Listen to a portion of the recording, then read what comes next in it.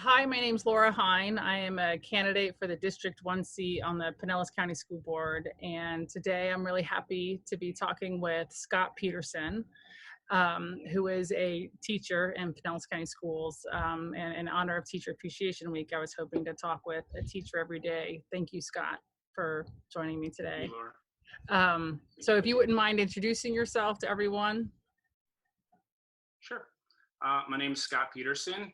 This is my 15th year teaching in Pinellas County Schools. I am a teacher for young adults with disabilities. So I teach at Northeast High School in the mild, moderate, and intensive units there. So we have kids mainly with intellectual disabilities. So, Scott, this virtual learning experience was thrust upon all of us quite abruptly. In general, it seems like the county did a great job kind of quickly and nimbly responding, putting together some kind of digital learning platform that teachers could then somehow figure out how to reach their students.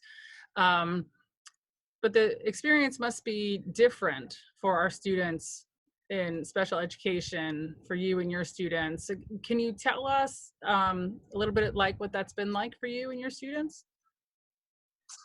Sure. Well, for me, I love it. It's a challenge. It posted a new challenge for my teaching practices. It's something I kind of wanted to dabble into, and it forced my hand. So there are a lot of good things that do come out of digital learning, especially with young adults with disabilities. So I'm getting some good practice with it personally. Now, as far as my students, I'm amazed because some of them are like really thriving, but then some of them are really not. So socially, it's not the best thing for our population of students, but it's really kind of forcing them into the technology world. I do feel somewhat responsible because my students are not 100% prepared for this, but who was? I mean, this was kind of a unique situation, right? So now I have different goals set forth for these students that when they do graduate, that they will be able to engage in something like digital learning successfully and independently. So yeah, I think it's been a great challenge so far. And my students have reacted surprisingly well. I mean, really, this should be Student Appreciation Week. So they have taken the burden more than anybody in this whole situation. So they've reacted well, they've adapted, they've improvised, and as a whole, I'm very proud of my students.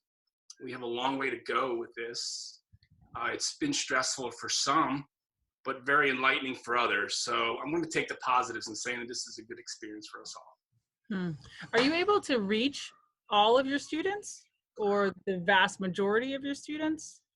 You know, I mean, I'm in special education, so we kind of have to have the community thing going on. You know, it takes a village for sure, and we work hard. At least at our school, I know we work hard to form those relationships. It really is all about the relationships. So I have just about 100% participation. I've been in touch with every one of my students and their families, and I get online with them every day just to make sure they're doing okay.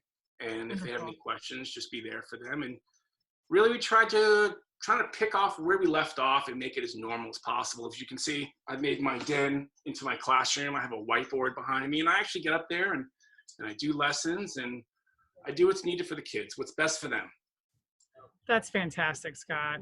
Now I know there hasn't been the the video function. Have you been able to use the video function? It's weird because no, up until about a week ago, then all of a sudden there's been a few kids who I can see, but other than that, no. Hmm. So we've been able to, because our kids, we're a family, man. Yeah. So we have kind of gone a little away and have done some things with the parents with Zoom, just make sure everything is guarded appropriately during that, because it's really not approved during the time for Pinellas County Schools. But we feel it's important that we need to see each other's faces, that it's, hey, we're gonna do what we're gonna do. It's best for kids. What do the kids want? They wanna see each other. How can we do it? We're gonna use Zoom.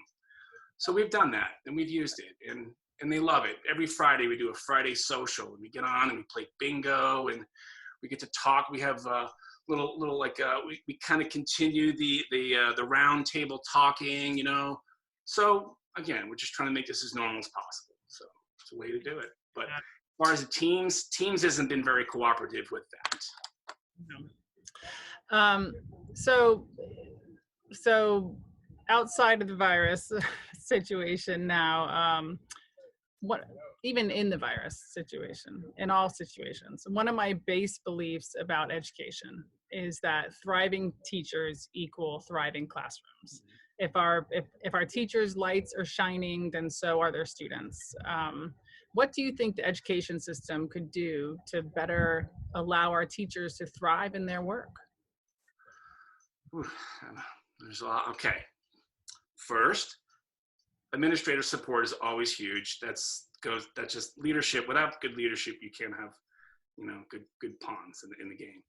So good leadership is definitely a plus. I've always said, how about incentive for higher education? I would love to go back to school and get my master's. I would love to learn more about how I can connect with kids, but there's no incentive financially for me. I would have to take time away from my kids. I would have to go further into debt.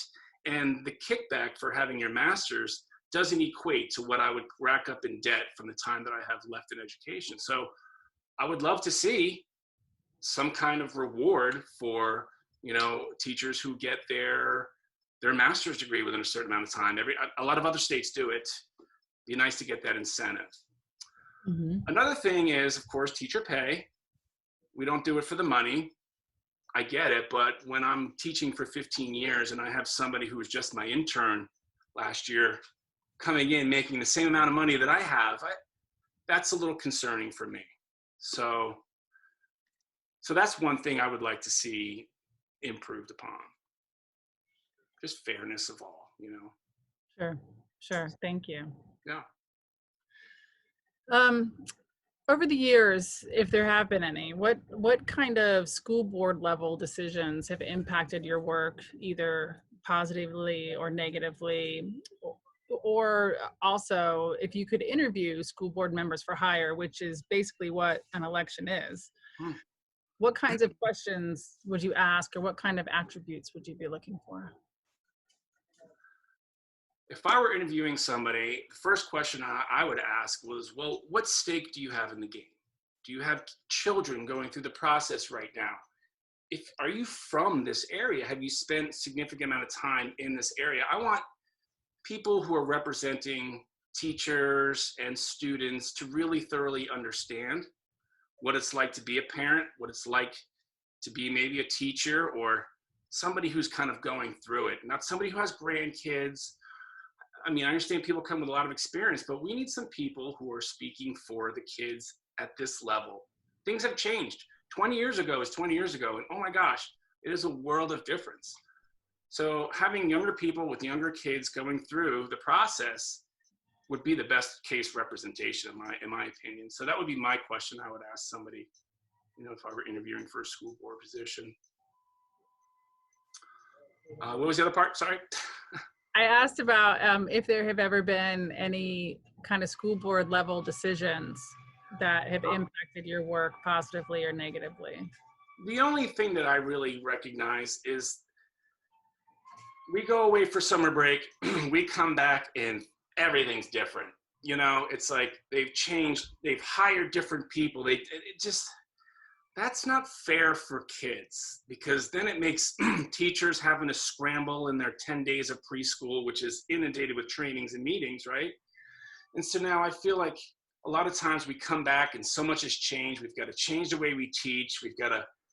Everything's got to change, which is good to a certain extent, but when we're changing because of some silly little, I don't know, hiring thing or whatever, I wish they would just kind of clean that up. But that's probably an HR thing all around in any company or organization. So but, you know, it's like mostly staffing changes? Yeah, consistency with that, sure. You know, it's changing hands all the time. Great teachers are given promotions. They go somewhere and we don't know where they go. Great administrators go somewhere, I don't know where they go. You know, we're kind of chasing away the good people for more money, and There's no balance. Every year you're starting a new year with some amount of pain. Every year is my first year teaching. Yeah. It's interesting. Thank you. Sure. It could, it could be a vast amount of variables there as to why that occurs each year. But I just know it. When we come back and we have to listen to district-wide trainings, which is great information. It's always this person's new, this person's new, this person's new, and we're going to do this new, this new, this new. This is like, oh my gosh, head explode, So be nice to have some consistency for the kids. Yes. Yeah. Yes. Well, and for the teachers, because if the teachers feel stable and comforted and rooted and confident or stepping off right from home plate, feeling that way, so are their classroom. Scott, thank you. You're welcome.